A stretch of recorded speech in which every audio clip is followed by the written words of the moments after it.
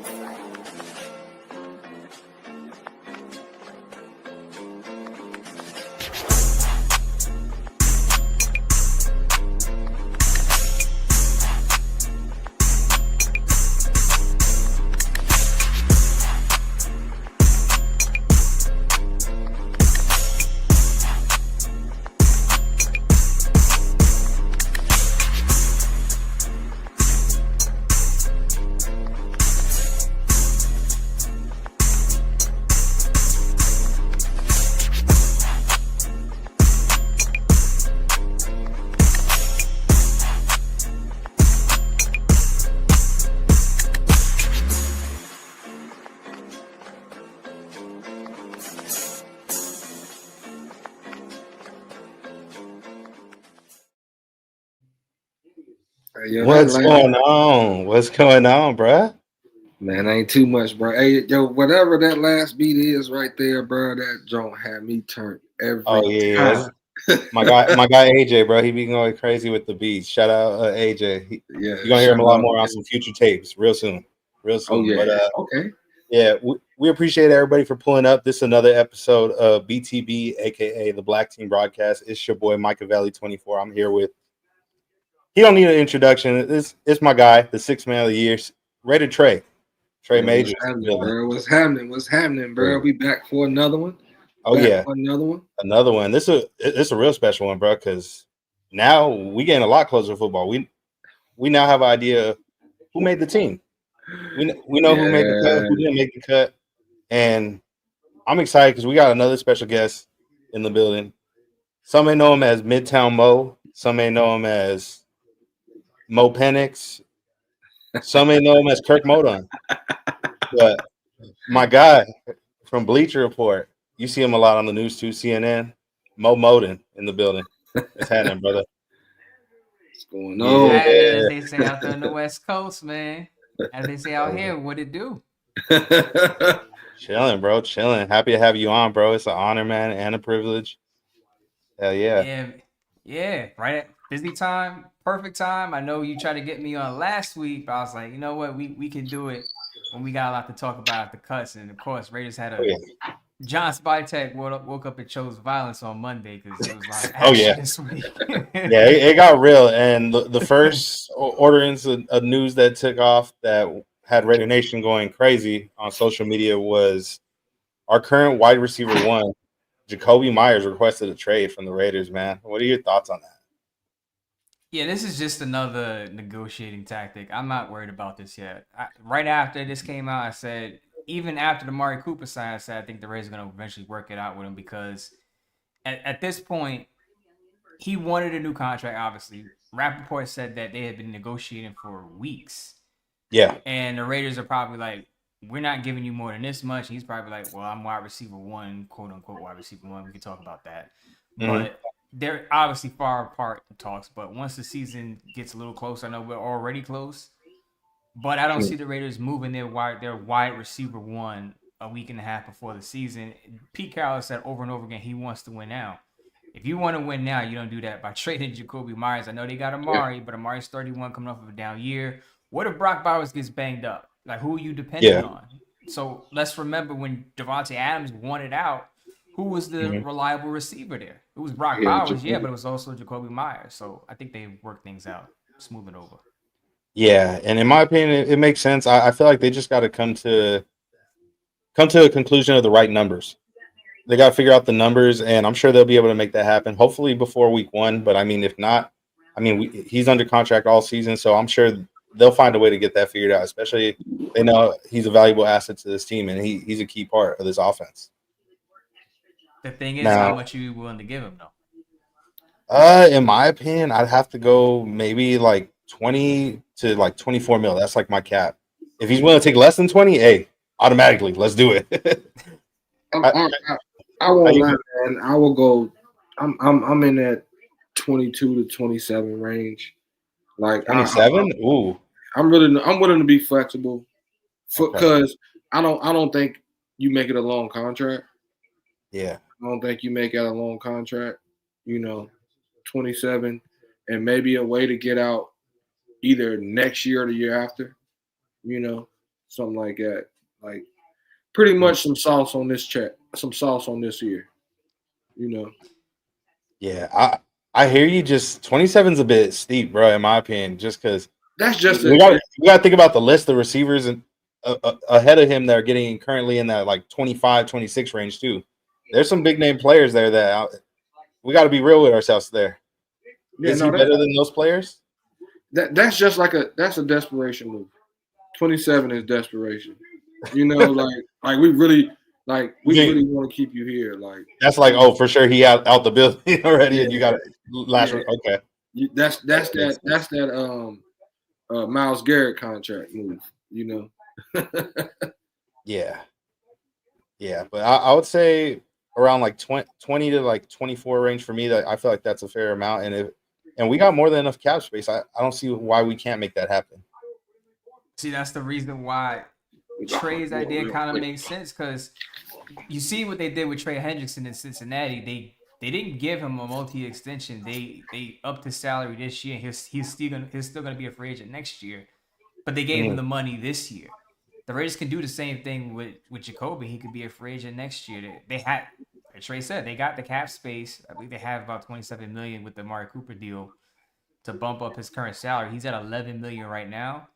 So let's say Yeah, you give him an extra 16 million right now off the top, and say you could be a free agent next year. You ball out, you can make your money before you hit 30. I think that's a solution. But if he's asking, let's say he's asking for 30 million because he's a wide receiver one, but he's not your typical wide receiver one. Like, he's not Justin Jefferson, he's not Jamar Chase wide receiver one, yeah, he's not CeeDee Lamb wide receiver one. He's really the second best target behind Brock Bowers, but wide yeah, receiver one. So you can't give him that 30 million. You got it. To me, I wouldn't go over 25 mil a year, and that's twisting my arm, because I think Debo Samuel kind of messes it up a little bit. If you look at Debo Samuel's contract, yeah, he's making like 23 to 25 million, and he's been a wide receiver too his whole career. So Jacoby's probably looking at Debo like, if he's getting that, why can't I get more if he's a wide yeah, receiver too? and that's real because they both produce near similar volume levels Yeah. when it comes to his stats, and that's a reason why I feel like he definitely deserves a pay raise and hopefully an extension with this team. The one thing that also makes things interesting is the fact that they did draft Jack Besh this year, who some would say, and in my opinion too, I would agree that they have similar traits and playing style. Nearly identical. Yes. Inside Yeah, outside wide receivers. yeah. And do you think that might be also what's like kind of like the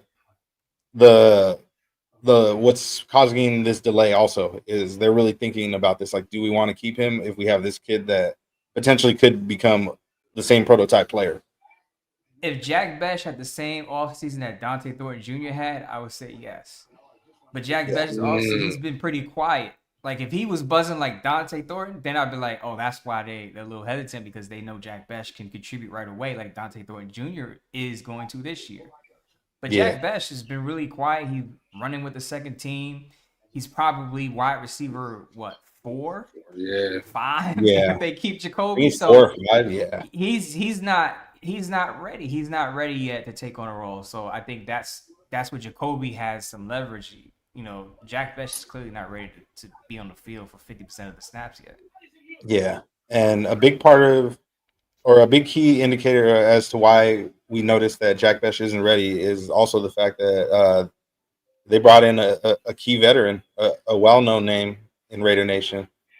They brought back our guy. Coop. Yeah, we brought back Coop, man. How do you guys feel about it? I know there's some folks in Raider Nation that they felt away about Coop when he dipped and he went to Dallas. And I mean, there's some that also I'm sure they missed him. How y'all feeling? I'll let Trey go first on this one. Man, it's the excitement of Amari Cooper for me. It's just the excitement of Amari Cooper. We don't know if what Buffalo was, what happened in Buffalo, if that's what we're gonna get, or we're gonna get the Amari from Cleveland. Like, Yeah. he probably still, like, I mean, people get older, so he's definitely not gonna have the same burst and all that. But will he still have the savviness of a veteran receiver? Yes. Is that something that we can use in the red zone? I really think that's something we can use in the red zone.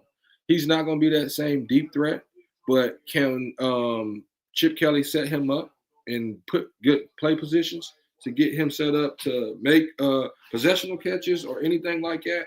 You know, I think he can do that. I think he can work underneath of Dante Thornton, Trey Tucker, and Brock Bowers. I think he's got that, that veteran savviness to him to where we can use him right now. Is he going to take plays off? I'm pretty sure he is. Is he going to block like we want him to? I'm pretty sure he's not. But oh shit, I mean, went there. You got to say what it is, man. No, that's real. It is. Yeah. You're right. Mo, what you got? He's in that Devontae Adams lane where he's not going to get you a good block on the edge, but he's going to catch some passes though.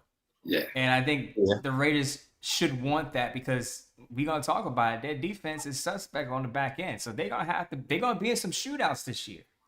So they need as many offensive playmakers as they can get. Is Amari Cooper going to give you 1,500 yards? No, but he doesn't have to do that with Brock Bowers there. And let's hope they keep Jacoby Myers. Can he get you 700 yards and maybe a handful of touchdowns? He still can. Just 2 years ago, Amari Cooper had a career high 1,250 yards, right? Handful of touchdowns. He did that in Cleveland with Joe Flacco. And he had 5 different starting quarterbacks. He had Joe Flacco. He had Deshaun Watson. He had P.J. Walker. He had Dorian Thompson-Robinson and Jeff Driscoll as his quarterback that year, and he still put up career numbers. You're telling me 1 year injured and you saying he's washed now? I'm not buying that he's washed. I think if he's healthy, he can still put up numbers. Yeah, absolutely.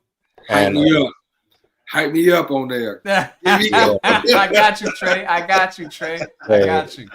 And I'll be honest with you. I felt away at first just because I was one of those fans that I was a little salty when he left because I was noticing the play on the field. I was noticing him giving up midway on routes. I was noticing him half-assing shit. And that's why I was like, come on, bro. Like, you don't even want to be here. Like, let's be real. Like, the first time that when he first originally joined the team, bro, he did not look happy here, bro. He did not look happy at all to be in Oakland, bro. He was not fucking with it.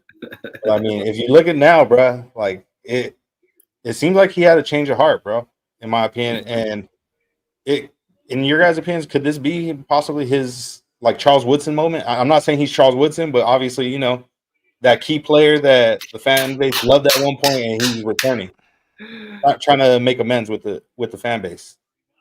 I love that. I love how you put that, Mike. Yeah. The Charles Woodson moment. Oh. Yeah. I love how you put that, man. Now, Charles Woodson was always beloved, but if Amari Cooper can come back and put up numbers and help get the Raiders to the playoffs, they're going to love him. I mean, that's how it works, though. I mean, what's the motto?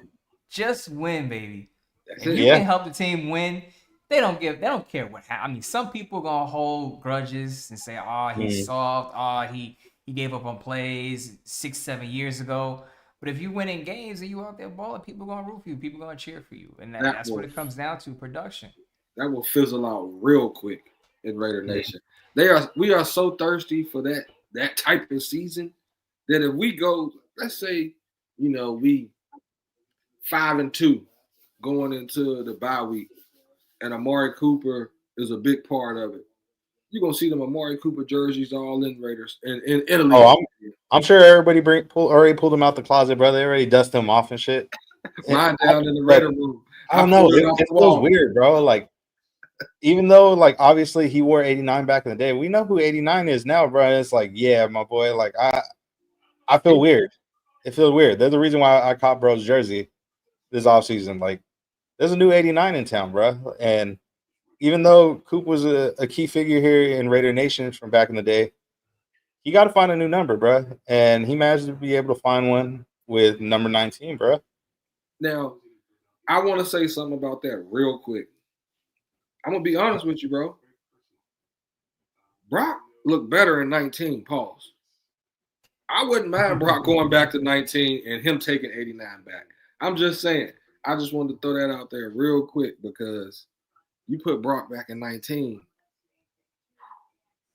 I hear you, but I just bought an 89 jersey, so I disagree with that, brother. I disagree with that. But low key, at first, when he first got here and they said he was gonna wear 17, I was kind of hyped because I was like, okay, I could take off the name patch from the 89 jersey, put that on the Devontae 17 real quick. But unfortunately, he decided. Well, not fortunately, but unfortunately, he decided to make the switch to 19 because 6th-round pick Tommy Millott ended up getting waived from the team. So.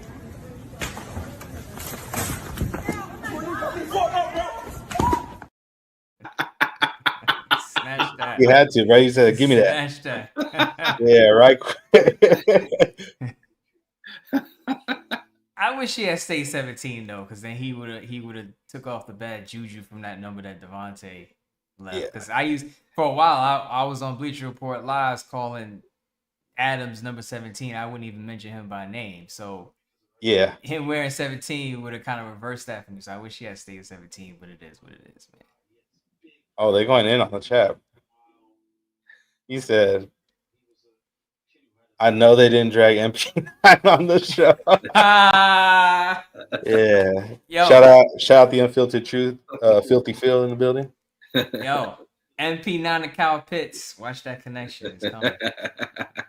Yeah, man. But it's crazy to see bro back. And like you said, he's not going to be a true wide receiver one, but he's going to be a key part of this offense, and he's going to help produce in a way. And one thing that I noticed too that is a key part of why he came is the quarterback play. He mentioned that in his presser yesterday, that a big part of the reason why he came here was Geno Smith. He said it right there, man. It starts with the quarterback. Now, we know what it is. Let's be real. He felt a way about that QB play when he first was here. Yeah. I'm sure. And then maybe he just didn't. Maybe Oakland was his preferred destination when he first joined the team, his first stint. But now, it's clear he has a change of heart and he's happy to be here. I ain't never seen bro smile in my life, and it's kind of frightening to me. It looked crazy. I told one of my homeboys, man, like he a Cowboys fan, and in the first 5 games, I was like, yo, I seen that type of excitement out of Amari Cooper 3 times, and he gave that to y'all in the first 5 games, and in game 6, his face looked like that after a touchdown. So I really don't know how to take it personally, man, because I think that might be just his demeanor at that point. And now he I'm like, he's back in a position where he's making a decision that he wanted to make. Because like they said, he turned down a couple teams, right? He turned down a couple teams right here. So he's where he wants to be. So now I really feel like you can see that in his face. And like you said, Mike, in the earlier one, he was really questioning if he wanted to be here. And you can see the excitement in this one. Yeah. Yeah. And there's a big difference between being drafted by a team and choosing a team as a free agent. Yes. Yeah. And he had a couple teams interested, the Niners and a few others. And the fact that he chose us over them, that says a lot. That proves he wanted to be here. And he definitely, that was genuine when he said in the presser that he he had that always in the back of his mind. Like I need to come back and make things right over here. Yeah, that's big. Yeah. Maybe But that can bring other people. Maybe that can bring other people because a person yeah. like him to choose to come to the Raiders. Like, how many times do we hear that? Somebody chose with like, yo, the Raiders are where I want to go to. They Yeah. don't give us those props. Yeah, bro. And that's real. I mean, who knows who we might bring back, bro? You might see fucking. They might fuck around and bring back Jalen Richard or something, bro. You might. Derek Carr. You might see Derek. No, we good. We good on quarterbacks, bro. We got quarterbacks, but shoot, fucking Seth Roberts or something. See what's good Yeah, here. Crabtree, bro. We that's need a one. win. Go get Seth Crabtree. Roberts. Seth Roberts is one, bro. Seth Roberts is one that does not get talked about enough in Raider Nation. He was so clutch for us. Yeah. So clutch. And like he does not get his props, bro. And he really needs his flowers. He does, cause bro, that Pittsburgh game, when Derek Carr put it in the bucket, now I will give him that one. He put it in the bucket right there. And Seth Roberts, man, Tampa, like New Orleans. How many games did he save us in that season? Yeah, bro. Yeah. How many games did he save us for sure? And it's gonna be interesting to see because he said a key part of why he came was the quarterback play. And in my opinion, based on the way things have gone, we got to pray that Geno stays healthy, bro. We got to pray he stays upright because quarterback's already being shelved. Aiden O'Connell fractured his wrist and he got placed on the injured reserve earlier today. We were all wondering who was going to be our next quarterback, who was going to be the next guy, what was the plan, and I had a different idea when they said they were going to reach out to Cleveland, but they reached out to Cleveland. They traded for a quarterback. It was none other than Kenny Pickett, y'all. At first I was a little in disbelief because I didn't think they would. I had said something the other day, and I was like, the only team that would be dumb enough to trade for Kenny Pickett was the Cleveland Browns. But then here we go, just a couple days later, and QB2.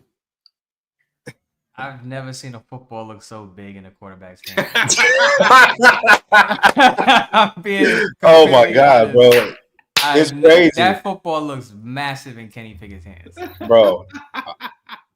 Just like you're in disbelief, bro. Our own head coach, bro, when he seen, bro, he was in disbelief himself, man. He had to see it for himself firsthand. He had to, look at it, bro. Oh my goodness, bro. Oh my goodness. He said, "Wow, shit." Most came over there like, "Chill, coach. Don't do him like that." Yeah. So look, coach coming up to him right now. He's gonna tell him. He's like, "Look, listen, Kenny. I know I brought you here to develop you, but I can't develop your hands, unfortunately. I can't do that." Hey, take these gloves. You know what the crazy part though is? A lot of the draft scouts compared him to Derek Carr. A lot of them. I'm not saying that's my comparison, but if you read a lot of these scouting reports, they're like, "Oh, his ceiling is somewhere around Derek Carr." I would say he's more mobile, more willing to use his legs, though. I think that's the key difference for me. But I guess like his pocket presence and throwing motion, all that stuff, they compared him to Derek Carr, and I was like, yeah. So like at first, I was a little disappointed in the move, but then when I thought about it, I'm like, at the end of the day, it's a backup. Yeah. At least it's not like we signed him to be the starter like previous years where at the beginning of the offseason, we signed this guy thinking he's going to be the backup, only for us not to address quarterback in the draft or in free agency or in waivers, nothing like that. So, hey, that's your starter. At least this time around, we got Geno Smith. But if Geno gets hurt, bro, let's be real. Season's over. It's a wrap. We're fucking cooked. If Geno, hopefully, knock on wood, Geno don't get hurt long time. Yeah, bro. I can take 2 games in him. Yeah, I was gonna say if Geno goes down for like 2-3 games, I think Kenny Pickett can win like 2 of the 3 or 1 of the 2. I think he's good enough to get you that with a strong run game though. Like you gotta pair him with a run game, and that's what the Pittsburgh Steelers tried to do when he was playing. He was their starter because he's not gonna be throwing for 300 yards. I don't even think he has a 300-yard game in his career, but he's not gonna be slinging it. He's not gonna be slinging it. You got to have a complimentary run game for him, and that's another reason they compared him to Derek Carr. Carl. Okay. Yeah. Yeah. Now That's with that, do you also kind of equate that to the offense that kind of Pittsburgh had as far as like the weapons? Because I really feel like here he might have a couple more weapons where if he's put into that passing situation, like Kobe can get open, Brock can get open, Tucker might have that, attribute to be able to get open like that this year. I'll go one step further. I said I think he would be a better backup in Las Vegas than he was a starter in Pittsburgh because he's got a better play caller. His play caller in Pittsburgh was Matt Canada. Matt Canada doesn't even have a job in the NFL right now. Yeah. No one hired him, and that's for good reason. Like, he had a bad play caller in Pittsburgh. And I'm not saying Kenny Pickett is going to be great with a good play caller, but I think he could be better with Chip Kelly than he was under Matt Canada, who's unemployed. Chip Kelly's a proven play caller. If that's who Chip Kelly wanted, I have faith that Chip Kelly can get the best out of him. Yeah. And I feel like another reason why we brought him in possibly would have been the people that we brought into the building from Philly scouting department. I'm sure they got some familiarity with Kenny Pickett too, and they probably put the recommendation in. And like you said, he can use his legs. He's a better fit for this system than what Aiden O'Connell is. So quick story. Brandon Hunt is the guy they hired from Philly, right? He's Yeah. the vice president of player personnel. When he was in Pittsburgh as their pro scouting, as lead of their pro scouting department, that was the year that the Steelers drafted Kenny Pickett in the first round in 2022. Mm-hmm. Then Brandon Hunt goes to Philly, and what happened? The Steelers traded Kenny Pickett to the Eagles. Now Brandon Hunt is in Las Vegas. Kenny Pickett is in Las Vegas. 3 is not a coincidence. That's a trend. It's clear that Brandon Hunt thinks that Kenny Pickett can provide something to that quarterback room. Yeah. Oh shoot. John, man, y'all need to post the YouTube live. My apologies, y'all. If y'all watching through Twitter, we appreciate y'all. We have a little over 600 in the building right now. If you're on Twitter, make sure you come to YouTube, subscribe to the channel, Michael24. Make sure to leave a thumbs up. Also, subscribe to my guy Trey Majors' channel as well. I'm not sure, Mo, you on YouTube with your own personal channel, or you got a Bleacher Report going? What's that? Yeah, I got Silver and Black Today on YouTube. That's me and my co-host Scott Branson. We drop our shows on Tuesdays and Thursdays every week. Okay. Yeah, they get me through work, bro. I ain't even gonna lie to you. You and Q, bro, y'all get me through work, man. I ain't gonna lie. You and Q and Scott. Doing my best, bro. Doing my best. Yeah, bro. And we got a whole lot that we got to discuss. Obviously, besides the quarterback situation, we definitely got another. Oh shit, we got another shout out. Phil said, "I want to send a shout out to Most Teeth." That's crazy. That's the moneymaker right there. That's what gets me on these shows, man. Gleaming.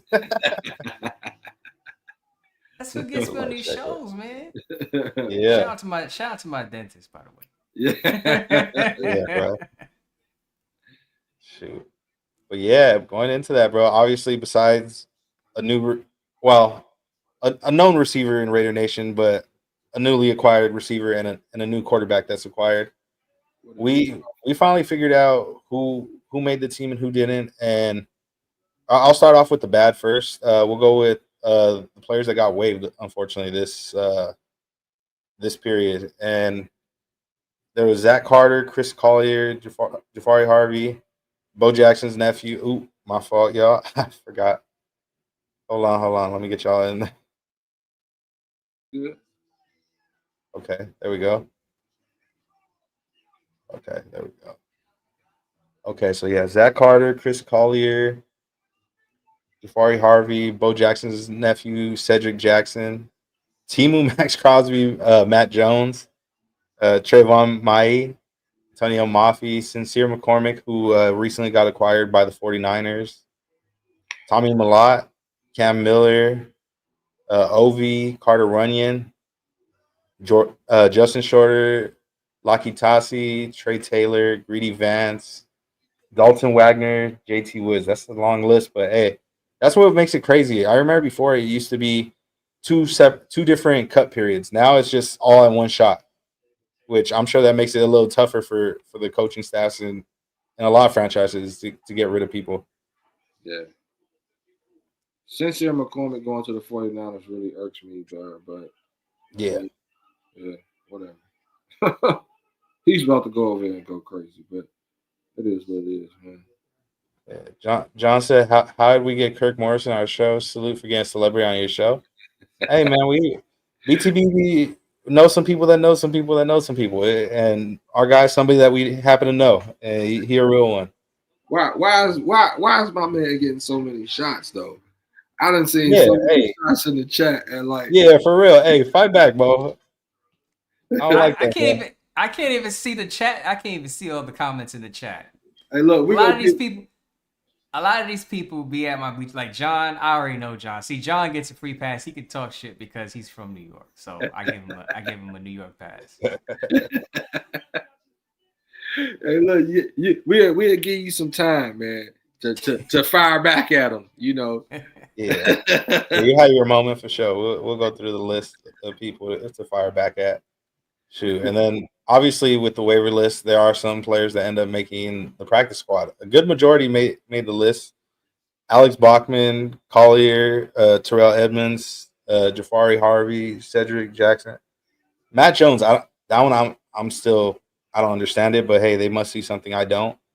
Travion May, Antonio Mafi, Cam Miller, Albert O, Carter Runyon, Justin Shorter, Lockie Tassi, Trey Taylor, my boy Greedy. I hope to see him make the roster sometime soon in the season, hopefully early in the season. Dalton Wagner and JT Woods. Now I noticed there's one name that did not make the list, and I thought he would have been on there, especially considering they had high hopes for him. Was Tommy Malott. Yeah. I really thought he was going to make the rock, or at least the practice squad. But the fact that this was one of their handpicked guys in the draft and he didn't make it in year one, it is a little bit of a head scratcher. It makes you think like, man, we could have used that pick possibly on somebody else if this wasn't. This is not even going to work out. They probably saw that transition from quarterback to wide receiver wasn't gonna work for them. They were like, nah. Yeah, I It agree. was an experiment from the jump. I agree. I agree on that. I feel like with that one, man, you ain't gonna hit on every pick. So yeah, that's that one where we can be like, all right, it was like you said, it was an experiment anyway. So that's one where you can be like, we're gonna let this one, slide by the belt, and mhm. next year we'll go, find something else to try to put in that position. And at the same time, we got slot receivers that we kept around. Yeah. That's true. That's very true. And in the process too, besides obviously we had a couple guys that didn't make the practice squad because they got signed elsewhere.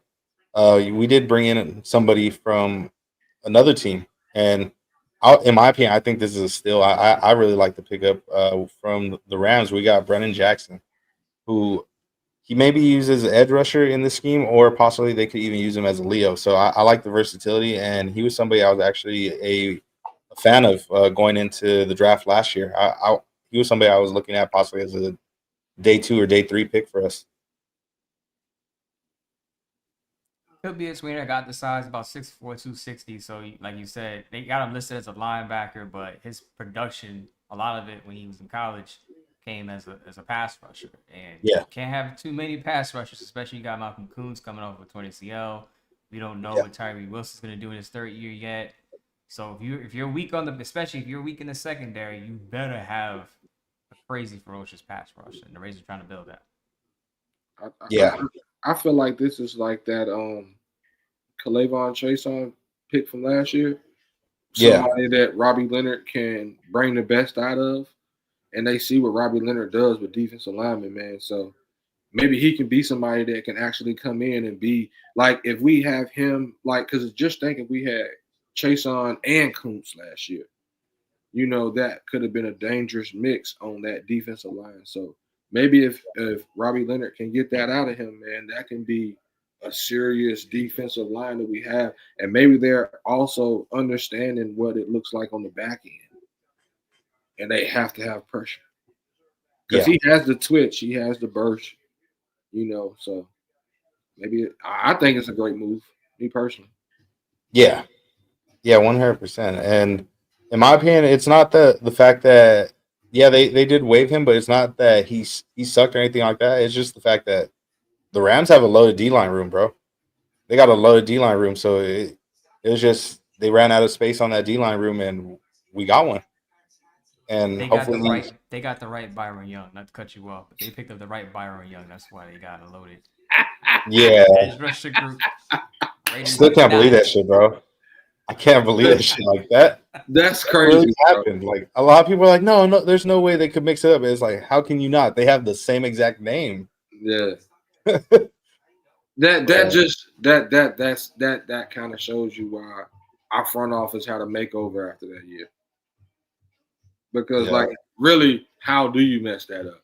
Because no, seriously, how do you mess that up? From your film watch, you know what team he plays for. So how do you mess that up when you're looking at the team of the player of the name? Like it's whatever. Like that. Hopefully that stuff is done. Yeah. No, that's facts, bro.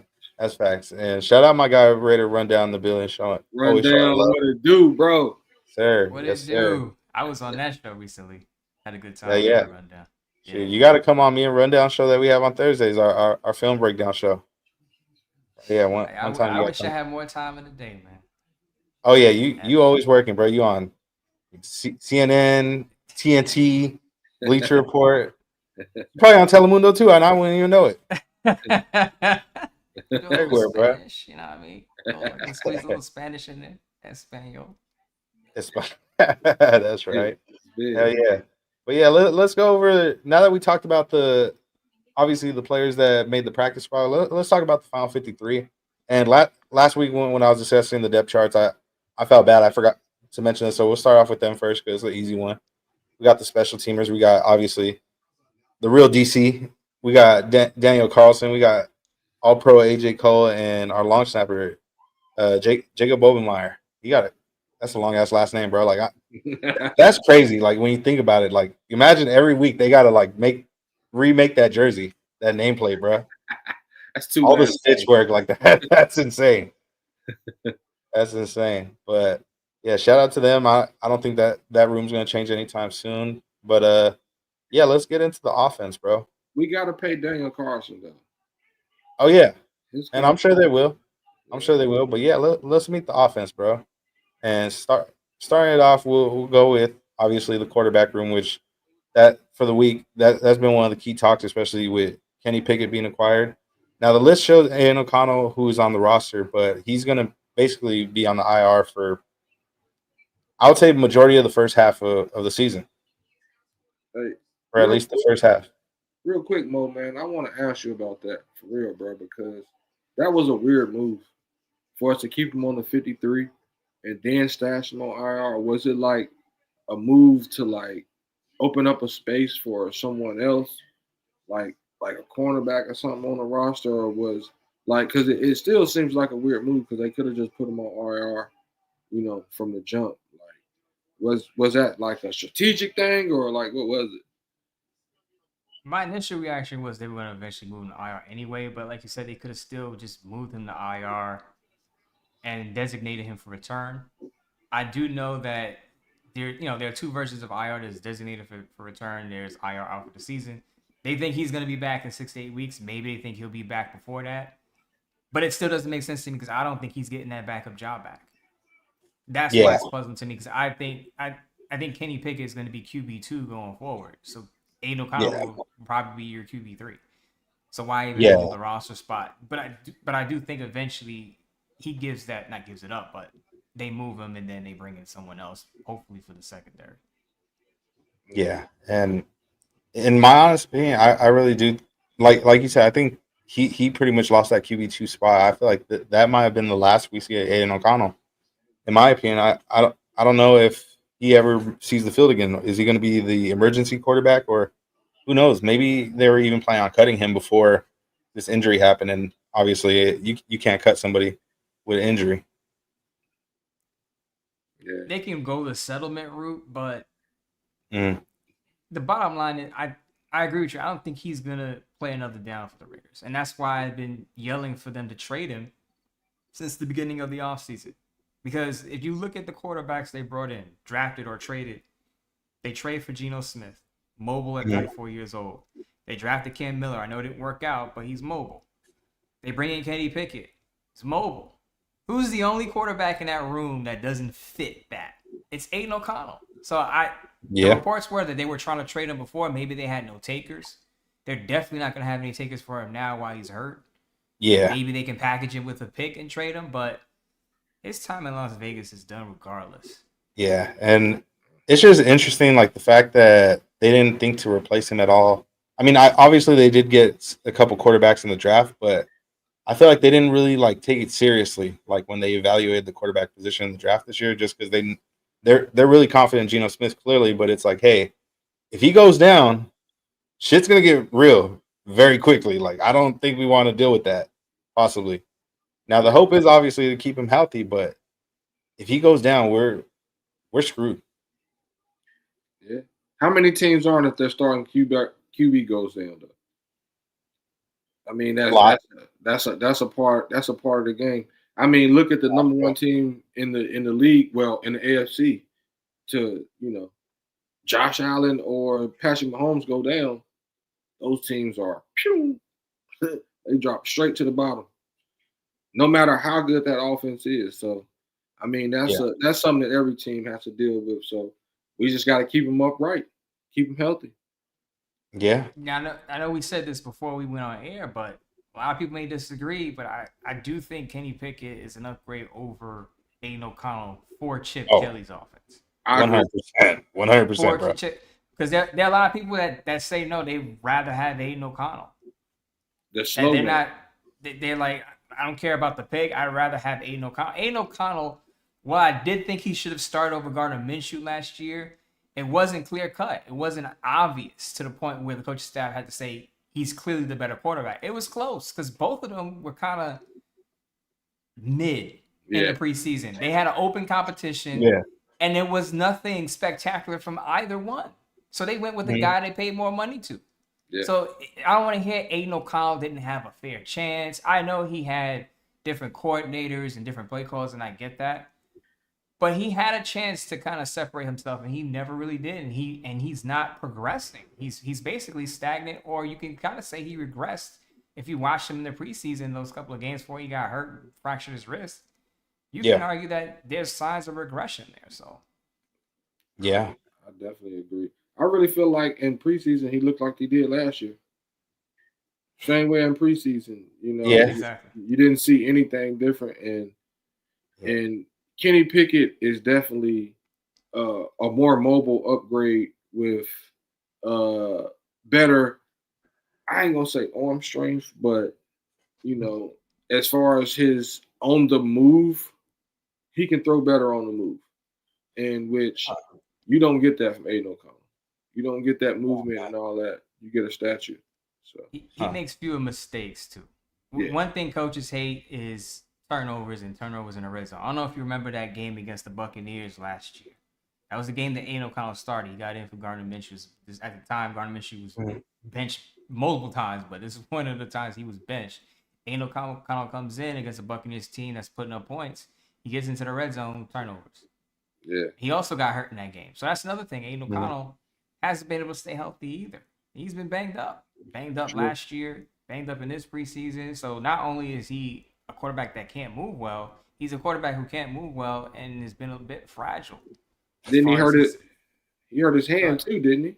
Yeah, in that game too. Yeah. So it is what it is. I know there are fans of Aiden O'Connell out there, but he's at best a backup quarterback, but just not the best fit for the Raiders room. Yeah. And John said they put him on IR and they signed an OT that nobody seems to like. And Stone Forsythe. Stone Forsythe is the OT they signed from Seattle, so Pete Carroll is familiar with him. Yeah, and To me, this is a bit crazy just because how we said we want to keep Geno healthy. This dude, if I'm not mistaken, put up record numbers on how many pressures he allowed. He's a part of the reason why Geno is low key almost getting killed out there in Seattle, bro. Like, I I don't know. Like, I get it. The people feel a way about Thayer, and we wave Thayer today, but I don't know. Is this an upgrade over Thayer Mumford? We got to ask ourselves this now. Other than him knowing, I guess, the system they want to run, it's Yeah. maybe a lateral move. It's just funny to me that they drafted Charles Grant in the 4th round, right? And a lot of people say he wasn't going to be ready. I'm not trying to downgrade, FCS prospects, but it's a big jump to go from FCS William and Mary to the NFL.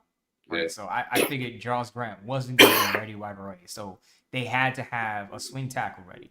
And it's clear that Thayer Mumford is not built to be a swing tackle. Now that we know that, and they bring in Stone Forsythe now, whose numbers are probably just as bad for a tackle as Alex Kappa's numbers were for a guard in terms of allowing pressures. That's what I was about to say. So now I'm starting to question the evaluation process of the Raiders when they evaluate offensive linemen. You bring in Alex Kappa, pass protection issues. He's not starting now. He's a backup. You bring in this guy, Stone Forsythe, pass protection issues.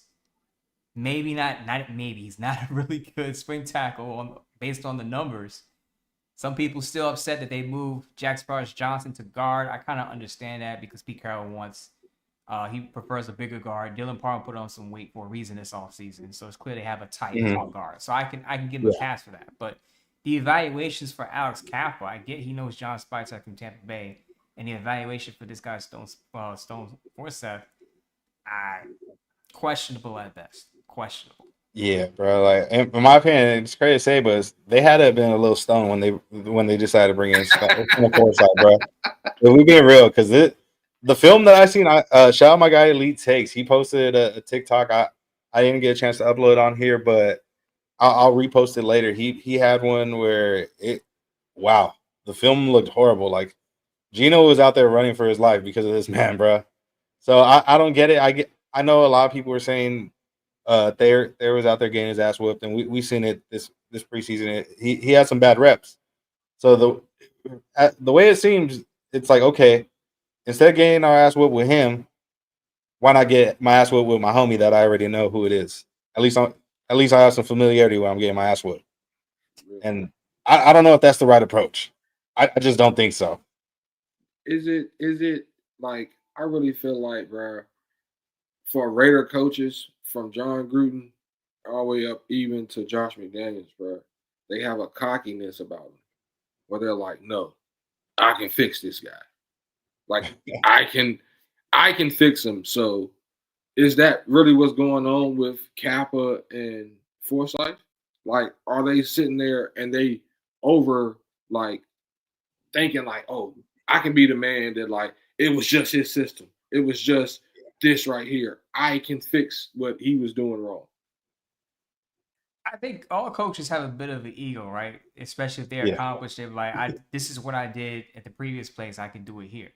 I do so this. Alex Kappa knows John Spytek. The Buccaneers drafted him in the 3rd round. John Spytek is part of that front office. Oh, I know the guy. He'll be better in our system. Pete Carroll, familiar with this dude, Forsythe. I was in Seattle. I know him. He'll be good in our system. The problem is when you have that ego, sometimes it blinds you to film and what you're seeing with numbers if you're using analytics. I know Pete Carroll is more into analytics this year. Should have tapped into those analytics with Forsythe, but they're believing in their system versus what the player has done in the previous spot. And they're also doing it with the secondary. Now that we're on the talk about believing in your system, it's the same thing what Pete Carroll's doing with the secondary. He's thinking I can turn Darian Porter and these guys who haven't had a lot of starting experience into starters within a month, in a short period of time. So what? They don't have much on their resume. I did this. I created the Legion of Boom. I can create it in Las Vegas. Trust me. And I think that's sometimes, it's good to have that confidence, but sometimes it could be a problem. Yeah, because if you may not have the personnel to make that happen right away, there's a good chance it may not happen, but it takes time. I mean, obviously we got to see what everybody could do. Like Darian Porter, if I'm not mistaken, he has less than 20 games total corner in his lifetime. So these are real raw live reps that he's seen, and he gonna get put through the ringer, especially if he's starting, which more than likely he is going to be the starting boundary corner outside opposite Eric Stokes.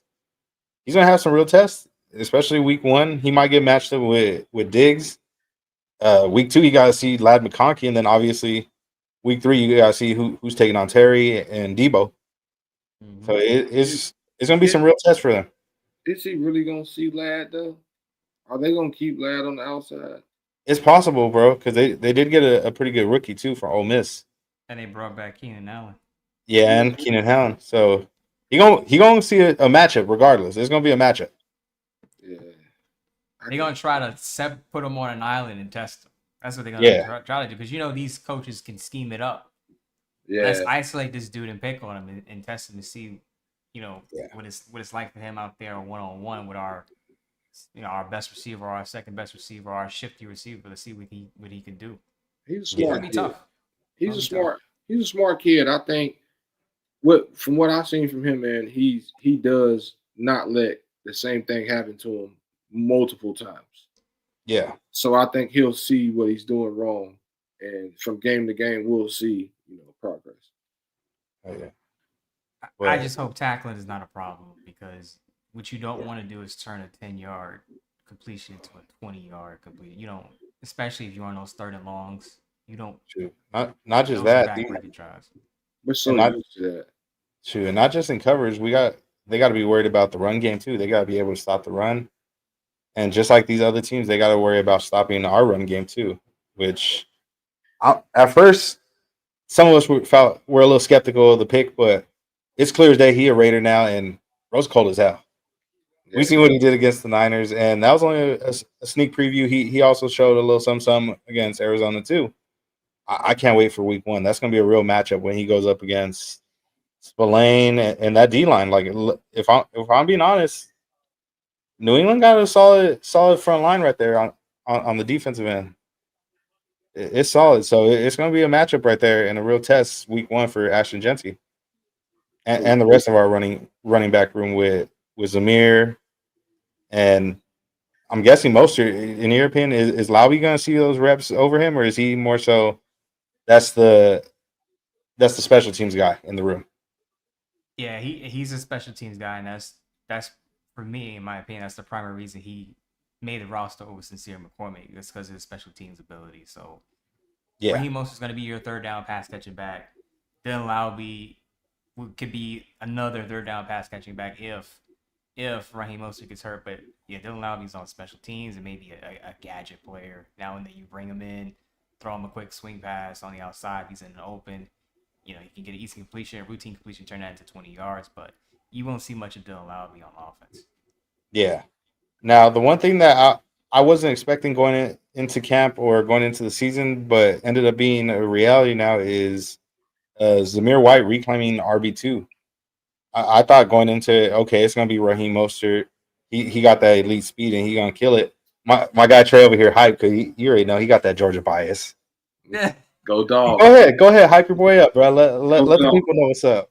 Hey, look, man, it feel good. I feel good to see it, because to see him make the team like that. Because last year, I jumped all the way off the train myself. Pause. Like I was not on it. Like it's like, yo, he has one system, but when we understood that the team wasn't catering to his system, like let this man be what he was too big. Pause. You don't need all that size. We need you to be the running back that you was in college. Because now I will give him that. If he found the hole, he was gone. He was gone. That was the thing. And he found it, he was gone. And it was hell to bring him down. So if we can get that Zamir back, we can get Zeus, we can get that Zamir back. Now we got something. Now we cooking with grease. That'd be a solid 1-2 punch right there. Go dogs. Go dogs. This week, go dogs. I can't wait. We got 2 tune-up games, just to throw that out there, and then we don't really get into it. Okay, so since you're on your Georgia Bulldog shit right now, bro, I got you. So the next position we'll discuss, obviously, with the man, the myth, the legend, Brock Bowers. we got to talk about that tight end room, bro. And in my opinion, this is probably one of the most stacked rooms we got. Even though it's one of the smaller rooms that we have, this is one of the most probably stacked position groups that we got on this roster, bro. I was happy to see Ian Thomas made it too.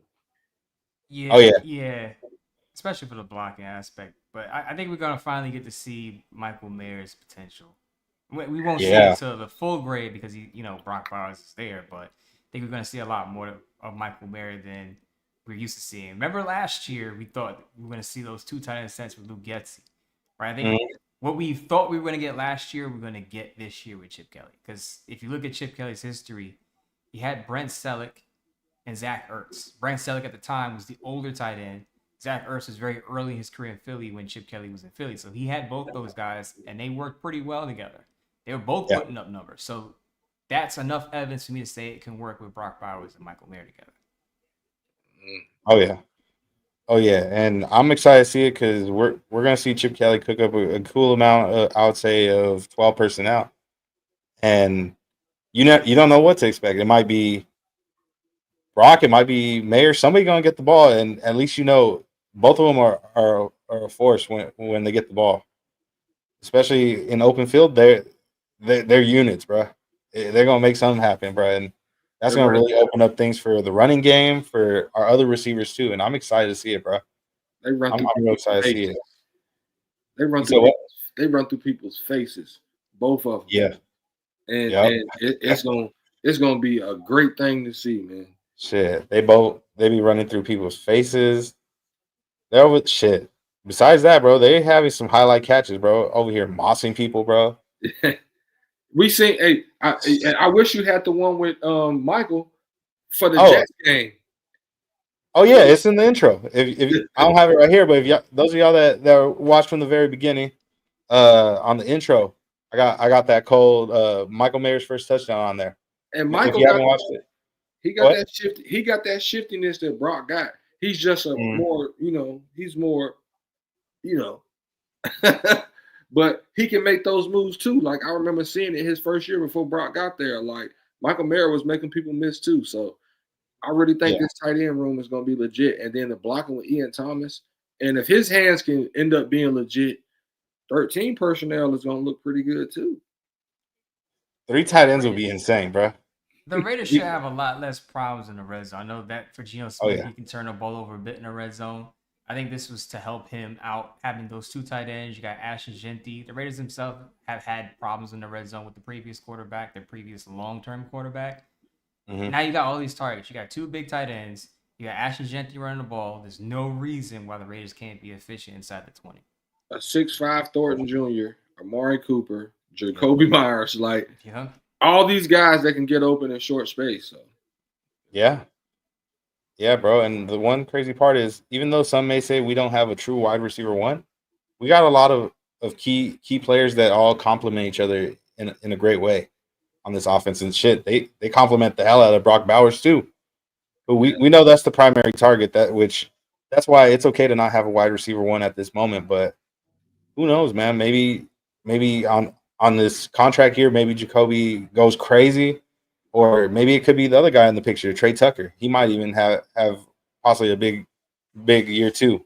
because the Because technical contract, before he didn't really have a true connection with the previous quarterbacks that all tried out on the field. Now I'm starting to see something special with him and Gino, bro. And I think we're gonna see that a lot. We're gonna see that a lot on Sundays. My people laughed at me when I said the Raiders' deep ball passing game is going to be back. People were like, oh, it's just a preseason, Mo. It's just practice. You hyping it. I'm like, no, they actually have a quarterback who has the arm and accuracy to go downfield with the football, and they have the playmakers to do it. You see, I saw Trey Tucker weekly pull down some of those passes. We know Dante Thornton Yeah, Jr. can do that. Amari Cooper can still do that. So the deep ball passing game could be back. Yeah, they're going to run the football a lot with Ashton Genty, and that's what Chip Kelly wants to do. We've seen that at Ohio State and UCLA. But they can mix it up and go deep for some of these playmakers that they have now. yeah, bro. And like we were saying, bro, like this connection is gonna be something special, bro. Him and Trey. Obviously, we talk about Thornton, but at the moment, we know for a fact Trey's somebody that he was always getting wide open, bro. But we didn't have somebody to get the ball to him. Either it'd be too short or somehow overthrown for some odd reason. But right now, Gino's got that arguably the best deep ball in football, in my opinion. He might have the best deep ball in football at this time, and so far he's been putting it right in the breadbasket for all these guys. For what we've seen, I hope it continues going into the regular season as well. Yeah, facts. Because Just this what we got right here, bro. It's like you said, bro. It's a mixture of people that complement each other, and Mhm. it's a mixture of people that can make plays, and it's a mixture of everything. I mean, you got Dante Thornton Jr., your big receiver, Jacoby Myers, your possession, Jack Best, your possession, Amari Cooper and Trey Tucker, you're elusive. Like we have everything that we need to complement, like y'all said, Brock Bowers and Michael Mayer. So Yeah, bro. then along with the run game, Yeah, and I was already excited about the wide receiver room going into the offseason and going into the regular season, but I can't lie to you. Adding Amari Cooper, I'm a little excited just because a lot of people say this wide receiver room they're solid, but some guys may not get separation. In my opinion, we found our guy that's going to get separation. All right, he's going to get separation, especially in the red zone, bro. And like you said earlier, Mo, piggybacking off what you said, that's going to be a key help in guiding Gino into success in the red zone compared to previous seasons. yes. 3 points Yeah. instead of 6. I mean, 6 points instead of 3. Most drives are not. You're not settling for field goals because the Raiders have done too much of settling for 3 points in recent years under Pierce Yeah. and McDaniels. You're gonna see more touchdowns going forward. Oh yeah. And besides touchdowns, bro, I hope we could keep the offense on the field for the majority of the time. I hope the defense shows up this year big time and we have the opportunities to actually stay on the field with the offense too, which we should be able to. But now shifting our directions into the defense, bro. I'm really excited, bro. I'm really excited about certain positions, and then there's some that I'm a little skeptical about. And one that I'm sure a good amount of Raider Nation is nervous about also is the cornerback room, bro. Which, in my opinion, I feel like this is one of those rooms that it should have been much more than 5 people kept on that depth chart. What are your guys' thoughts on that? Is that too many, not enough, or just right? How do you guys feel about this cornerback room currently and the depth? I'm gonna let you have that one, Mo. I was on my guy Raider Rundown not too long ago, and we had a Yeah. good laugh because we talked about the cornerback room and we said barbecue chicken. Unfortunately, Oh shit. we talked about good, tasty barbecue chicken. Let's be completely honest. I know this is a Raiders podcast show, but how many of these guys are starters on other teams? None. If Yeah. you're rolling into the season with Eric Stokes, no disrespect to Eric Stokes, if you're rolling into the season with Eric Stokes as your surefire starter, you're gonna have some problems with some of the wide receivers you're gonna see this year. You're gonna see CeeDee Oh, Lamb no. this year, AJ Brown, Devonta Smith, Nico Collins, Terry McLaurin. You're gonna see some wide receivers, and you're telling me Eric Stokes is gonna match up with one of those guys? That's A crazy. little concerned there. Yeah. Real concerning. I Man. didn't even think about Uh, it in that sense. Like You got the- Eric Stokes, and then opposite of him, you have a kid that has played maybe 10, 11 games in total as a cornerback in his life. 1 year full starter at Iowa State. he's the 1 year. Anthony Richardson of cornerbacks, and I hope that doesn't mean I- like the real thing. I don't know, bro.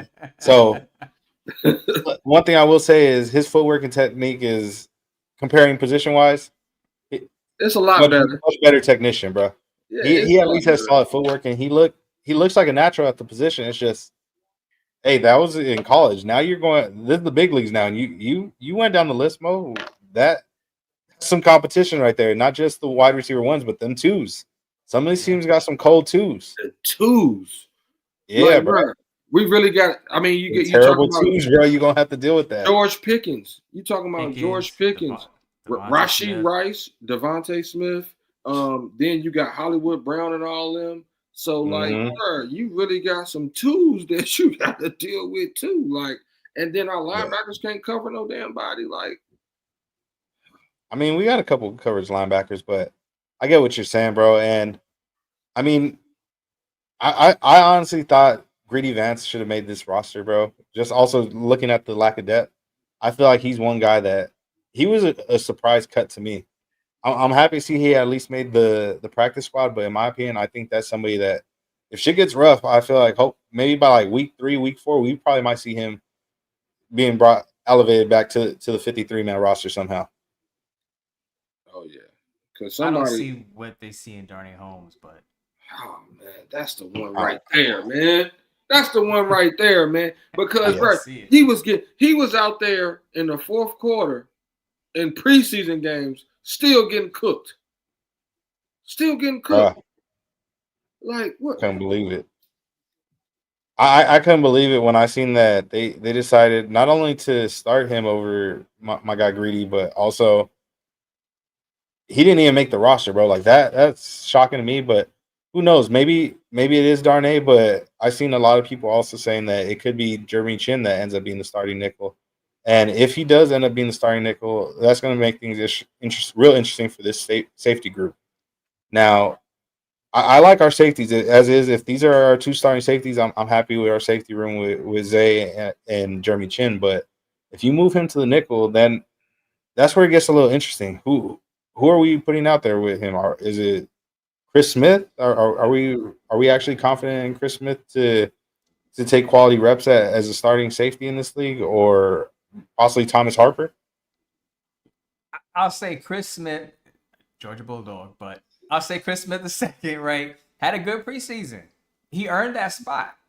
I just don't want him as my starting safety if you're gonna move Jeremy Chin to the slide. Yeah, That's why I think a move for a defensive back is coming. So I Smith hope is so. a good depth player, but not a star. I hope so. I was honestly shocked when they didn't pick up nobody in waivers, like no DBs, and there was some solid names on there that went unclaimed and ended up falling back into the practice squad on their teams. It's like wow, you didn't even make an effort to go get them. Like that's kind of crazy. But hopefully they make a solid move for a key piece in the secondary room. But if not, yeesh, I don't know. We're gonna have to figure it out. And if we're running a lot of soft zone, I don't know if that's gonna cut it. Could that be why Edmonds, like, because they brought Edmonds back too on the practice squad? Could that be a guy to get called up to play in that position? If you're gonna move Chin to the slot, then you put Edmonds back there along with Palomel. They're piecing it together, in my opinion, until Lonnie Johnson Jr. comes back from that broken fibula. So they're gonna have to Smith and Terrell is probably gonna have to hold it down to Lonnie Johnson Jr.'s back because he was the guy taking the snaps when Jeremy Chin was moving the slide practices, and he got hurt. Yeah, 100%. And another key name that I could see possibly being added to this DB room is Shaquille Griffin, who recently got released from his team. He was in the building, I believe, was it maybe like 2-3 weeks ago on a visit? And like July, it was like I want to say like July. Okay, sometime in July. Okay. Mm-hmm. Okay, but yeah, I feel like that might be a right before he went on break, I think. Yeah. But I mean, I could definitely see it as a possibility, just because we've already brought in a couple familiar faces. We brought in one DB who we actually converted in Jamal Adams, and that's one of the. Honestly, I also like our linebacker room. I know Trey, you said that we don't got nobody that could cover, but I kind of disagree. We got a couple guys, but we got to see. They got to show and prove for sure. Damn sure they can stop the run. I'm not questioning the run stopping abilities at all. They can stop the run like crazy. But I remember this starting linebacker group being out there on that 3rd and 18. That's the only thing I'm saying. They was out there on that 3rd and 18. That's what I remember seeing from this linebacker group. They're gonna be good. They're gonna stop the run, like you said, 100%. But I don't want to see my starting linebacker group giving up a 3rd and 18. Yeah, that's true. And I mean, how do you guys feel about the starting 3 that we have with E-Rob, Jermaine Pratt, and Devin White? How do you guys feel? What's the confidence level in that core? My confidence level pretty high. I've said I like the Raiders linebacker group a lot more than a lot of fans. I like the transition from safety to linebacker for Jamal Adams. Coverage abilities for linebackers are different from coverage abilities for safety. So I know he's not a coverage safety per se, but I think he can handle coverage assignments as a linebacker if he's rotating in. Now, Roberts is a downhill defender. He's not a coverage guy, but he's going to stop the run. Oh, Jermaine yeah. Pratt is probably your best all-around linebacker. He's probably going to take the most snaps. Whereas, Devin White in spots he could be good in coverage, but he also has some lapses in Tampa Bay. I remember watching Warren Sapp. I know he's outlawed in Raider Nation, but I was watching Warren Sapp break down some Devin White tape, and he was flaming him. But this was around a time where Devin White wanted 18 to 20 million a year. He didn't get that contract. Tampa Bay moved on from him, so he kind of gave up on the team. So maybe this is just motivation for him because he's still young, like 27 years old, 1 year deal, prove it. He can make some money next year if he has a good season. So I do like the makeup of this linebacker group, assuming Jermaine Pratt is on the field most of the time for coverage duties. Yeah. Yeah, absolutely. And who knows? Maybe it might be subject to change. Maybe they add another linebacker to this room, or maybe they might feel that Jamal Adams earned the right to just be a legit starter all the way through. Because I really like so far the transition that he's made from safety to linebacker, and he's definitely made an impact in the preseason. I can't wait to see what he does week 1 and week 2 especially. I think Eichenberg makes a jump. Eichenberg? I think Eichenberg makes a jump. Okay. I think. I'd love to see that too. Honestly, like he impressed me. I liked what I seen on film from Eichenberg this preseason as well. But I don't know. I just feel like I want to see these guys because a lot of people were shitting on some of the signings we had at the very beginning. Some of these veteran guys that we have, and I hope they have resurgences here. That's one thing that Pete Carroll is known for is resurging linebackers.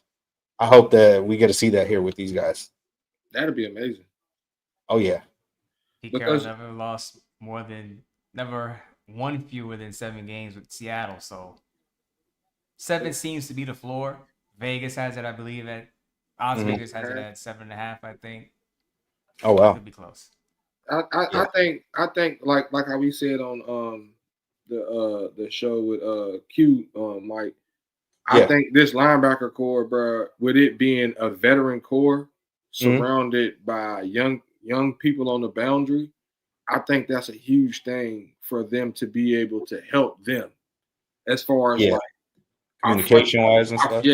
Our front set, like our whole front seven, like with Max and all them up front, like if they can hold their spots down, it will help the young boys on the back.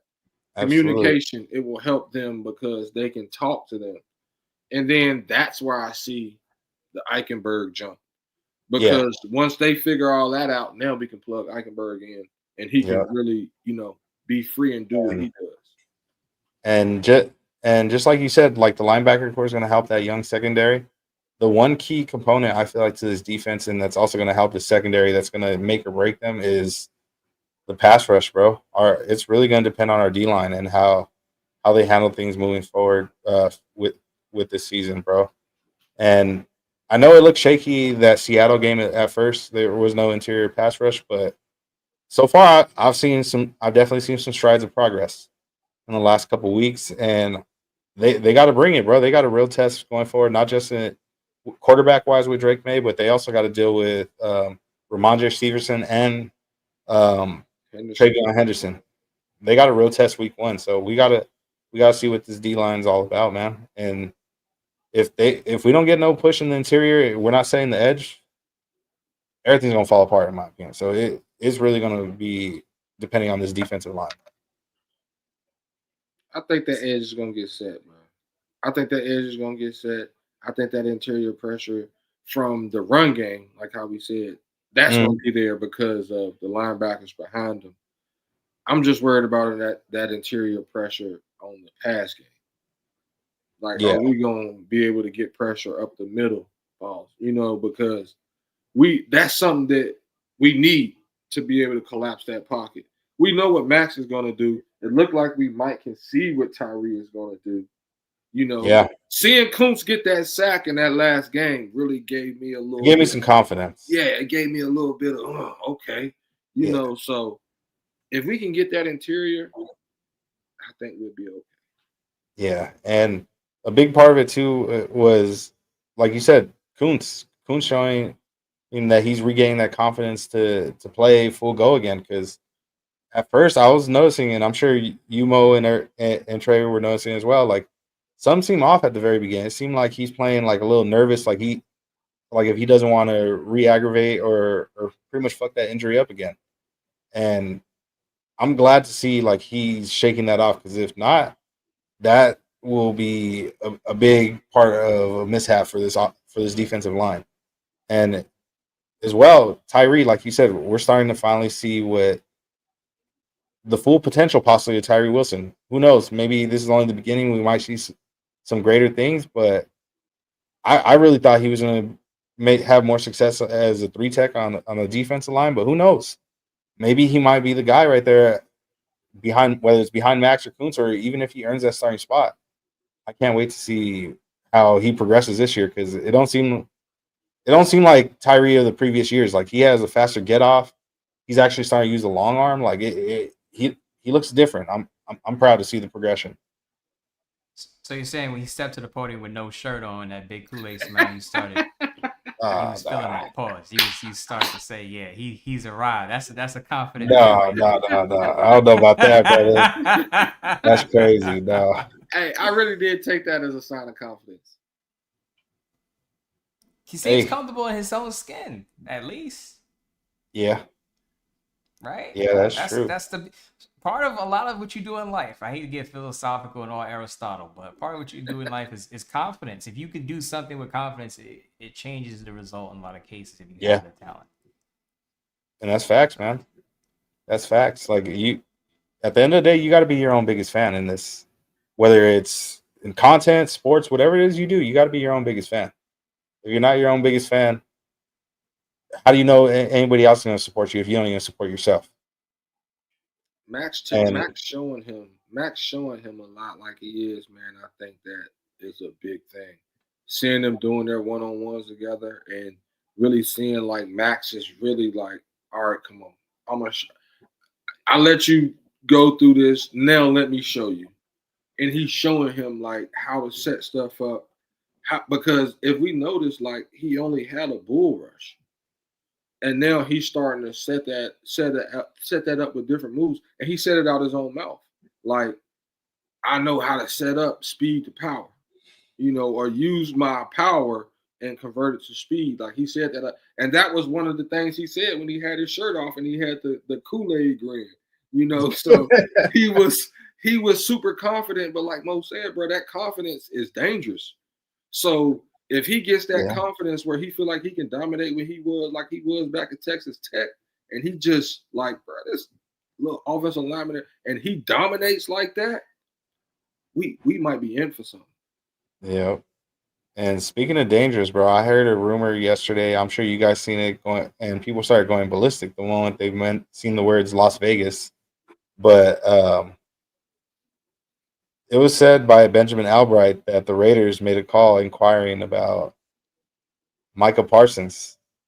Now, I'm not one to get my hopes up, but this is one that it's like, man, if this were to happen, bro, it's gonna take too much. Hey, bro, for a player like that, it's never too much, in my opinion, bro.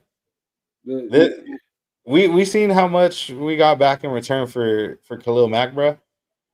And it's probably gonna be a little more than that. But if we get a guy like this, bro, that will make up for us trading away Khalil Mack. Big time, bro. I'll be more than ecstatic, bro. Oh yeah, I'm gonna be hyped. I'm gonna be through the roof. But what about our future? Because that's what you bet. You throwing away your future. Hey, they both young, bro. They both young, and in my opinion, I feel like this is the right time to make a move like that, bro. You got your star offensive weapon on a rookie contract. You have your running game you just got recently, and you got a star player in Ashton Genty too, rookie contract. And at the moment, you have QB1 locked in at a bargain. For how long? I feel like right now. For 3 years. But also, you could draft one. How? Because you giving up all your first-round picks. It depends how many first-round picks you got to give up. In my opinion, I'd say maybe 2 and a couple day 2 picks might get that done. Man, they already talking 3 first-rounders. Hey, man. And a couple 2s. At this point, hey, the future sounds good, but like at the moment, we're having this conversation about Hey, let's see if we can make the playoffs, bro. If you bring in Michael Parsons, bro, we not talking about hey, let's see if we make the playoffs. We talking about we win the fucking Super Bowl, dog. Let's Do we be got? real. We talking about we going to the Super Bowl, baby. And Do, that's what something I ain't got to experience since second grade, bro. When we got our ass whipped. do we Since got that, that though? I ain't got to see the Raiders in the Super Bowl since the second grade, bro. We were I'm just 30 now, cuz that's fucked up. me too. I'm 39, so like Sheesh. I ain't got No. to see that shit since my sophomore year. Sophomore So, year. I'm with yeah. Trey, I'm right with you. 39 years old. I remember laying on the bunk bed and just like, oh man, this is Getting clown going back to school the next right. week. I went back to school the next day. I couldn't even make eye contact with anybody in my high school the next day because it wasn't like the Raiders lost a close game. I could see if it was a battle, oh, it was close. It seemed over from the beginning. Like it wasn't even. Yeah, I don't even want to revisit it, but I was in Georgia. Like I say, here, especially here, being in New York with Giants fans, you know, they're proud organization and all that. They're like, all right, you're the Raider fan that watched your team get their ass whooped Super Bowl last night, and they haven't got. It feels like they haven't got off the mat since that. No, You know, they had a couple of seasons of success, we know, and I think that's Mike where we're going with this, where you want to see playoffs again. You want to see them win a playoff game. Yeah. You know, as an adult, I want to see it too. I just Yeah. don't think John Spytek. He's talked about wanting his picks and loving his picks. I just don't see John Spytek pulling the move. He's been bargain bin shopping. They call him Coupon John for a reason. Bro, He's been Coupon John this whole offseason, mostly, except for the quarterback position and paying his players. He been using Klarna for all of these contracts, bro. He make it happen, bro. It's ridiculous. I just want to see something happen, bro, because at this whole offseason, bro, our head coach was talking about we're going for it. We're not expectations are as high as can be, bro. They're going for it. So, in my opinion, what better way of showing that you're going for it than going for Micah Parsons, bro? I'm just saying, like, what are we waiting for? You're on a 3-year contract. Your quarterback's on a 3-year contract. Time doesn't wait for nobody. We got to make something happen, bro. You talk a big game saying all you know is wins. You won everywhere you've been. Well, show us. Come win here, bro.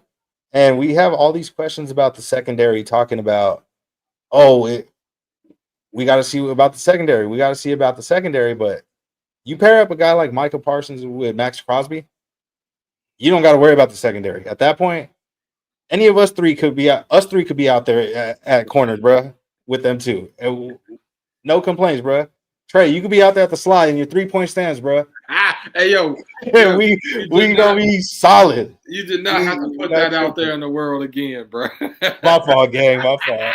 No, I'm tripping. I ain't tripping, man. I was out there. Mo, real talk, man. I was in middle school playing football, and it was one of my first years playing football, and I was at cornerback in a 3-point stance. The whole sideline, my uncles and everybody, my friends and everybody, they're like, get up. I'm like, nah, fuck that. I got this. And I rushed the ball. I rushed the quarterback. Touchdown, of course, went to my side. But, you know, it is what it is. But Trey pulled that cornerback blitz on the first play. Got burned. You know, when you pull back in the old mat, when you pull your DN all the way out, that was me. That was me. Yeah. And not to mention, I went out there. Not to mention, I went out there to play linebacker, and they called for linemen, and I went running with them at 95 pounds. I'm over there with the linemen. I got arm guards on and stuff, and I'm thinking this is a linebacker. So I'm out there for what? I'm looking bad right there. So then we get into the game, and they put me in a corner like, yo, we're going to try you out right here because my uncle was a hell of a DB around here. So they like, yo, we're going to try you out around here. Nah. I'm in a 3-point stance. They like, yo, what the fuck is he doing? Like, so, yeah, it's been – but I learned the game more, so, you know, I can get on here and, you know, talk a little bit more. But, yeah, bro. Yeah. Had a bad situation. But, yeah, man, we getting close to near that hour-and-a-half mark. And, shoot, we got a little over 1,100 guests or viewers in the audience. We appreciate all y'all for tuning in, for real. If you're on Twitter, make sure you go to my YouTube, subscribe, leave a thumbs up on the video. Make sure you subscribe to Silver and Black Today on YouTube. Also subscribe to my guy Raider Trey 540 on YouTube. And before we let you go, Mo, you got anything you got to promote to the people? How much time you got for me to promote this? Hey, yo, do your thing. Shoot, do your thing, bro. We live, man. I know. I might have to put the few hours later in there some in between, but I know, we right? got you. Hey, yo, SpongeBob commercial sign up. We both on the East Coast, bro. Do your thing. Yeah, my guy always working, bro. Bleacher Report lives Tuesdays and Wednesdays, covering the league over there as a writer as well. Sports Night, I drop a daily column there. What's going on with the Raiders, the biggest topics, give my opinion. What's going on? You see me on the podcast. I do fantasy football for Bleacher Report. I also do betting. So football season coming up. You got your spreads, your against the spreads, prop bets, player props, all of that stuff. Lotto hits. I got you over there on Bleacher Report. Yeah. And shoot, speaking of that, you mentioned fantasy football. Our guy Mo's actually in a fantasy football league with us. Shout out our guy Shifty, aka Raider 1022 on Twitter. He managed to put together a Raider content creator league. So that's going to be really exciting. We got some of the top up and coming and some well-known established content creators in the game too on there, and we got something special. It's only right, since we all content creators, we're gonna have ourselves on Monday our very own live stream of the fantasy draft. So y'all make sure y'all tune in. You're gonna see guys like me, Trey, Mo, of course, and a few others. You might not know who's on this fantasy league until you tune in Monday, bro. But yeah, man. Besides that, I mean, you might even see somebody get drafted. You never know. You might see somebody get drafted, bro. Hey, look, don't take these losses personal that y'all gonna take in this league. We'll see, man. We're gonna see, because before we went live, you already gave me the rundown of your strategy a little. So I'm gonna be paying attention to that. You better hope I'm not drafting ahead of you. I got a little bit more that's in this thing right here. All right. But yeah, besides that, man, make sure, if you haven't yet, leave a thumbs up, subscribe. Besides every Wednesday, BTB, I have on Thursdays with Raider Rundown. Shout out my guy in the chat. We got Blunts and Breakdowns Thursdays at 6:00 weekly. And yeah, we appreciate everybody for tuning in. Next week, I already know it's week 1. I'm gonna have another very special guest. I'm not gonna announce it yet. You'll see on Showtime. But yeah, man, we appreciate everybody for tuning in. Mo, it was an honor and a privilege, like always, bro. We appreciate you for tuning in. And always a good time coming in from the West Coast, my God. Hell yeah, man. Shout out to Big Corey, who was on the first show when I came through. Hey, yeah. Tell me about it, Mo. Tell me about it, Mo, bro. I'm on the East Coast too, bro. Oh yeah, I already know y'all pushing midnight. I already see. Look at Trey. Trey ready to take a nap. Yeah, man. I'm gonna let Trey get his rest. Everybody on the East Coast, everybody tune in. We appreciate y'all. Black to you, bitch. Yeah.